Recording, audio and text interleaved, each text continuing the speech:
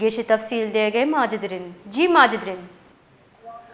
جی بالکل، گزشتہ دن جو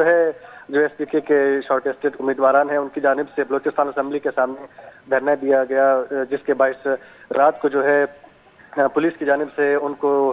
جو ہے یہ آرڈر دیا گیا تھا کہ بھئی آپ لوگ یہاں سے جائیں، ہمیں کارروائی کا آرڈر ملا ہے. تو ان کے ساتھ جو ہے حکومت کی طرف سے ڈیلیگیشن بھی آیا تھا، لیکن ان کے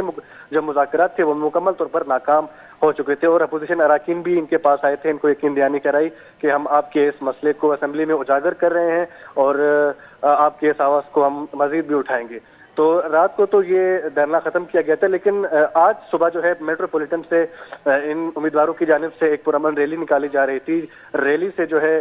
جو ان کے امیدوار ہیں اللہ نور اور اس کے علاوہ جو دیگر امیدوار ہیں 2 سے 3 امیدوار، ان کو بھی جو ہے گرفتار کیا گیا ہے پولیس کی جانب سے، ان کو حراست میں لیا گیا. اب تک جو ہے وہ پولیس کی کسٹڈی میں ہیں. اسی وقت ہی جو ہے ایک دفعہ پھر سے جتنے بھی جو صوبے بھر سے شارٹ لسٹڈ امیدواران ہیں وہ دوبارہ سے اسمبلی کے سامنے آئے ہیں اور یہاں پر سراپا احتجاج ہیں. اور میں آپ کو یہ بھی بتاتا چلوں کہ اس سے قبل جب کچھ مہینہ قبل یہ یہاں پہ سراپا احتجاج تھے تو حکومت کی جانب سے ایک ڈیلیگیشن آیا تھا، انہوں نے ان کو یقین دہانی کرائی تھی کہ 15 دن کے اندر اندر ہم آپ کے جو مطالبات ہیں ان کو مانیں گے، اور اس چیز پر انہوں نے اتفاق کیا تھا. لیکن اب تک تاحال 2 سے 3 مہینے گزرنے کے باوجود ان کے مطالبات نہ مانے گئے، جس کی وجہ سے دوبارہ یہ اسمبلی کے سامنے آئے ہیں اور انہوں نے یہ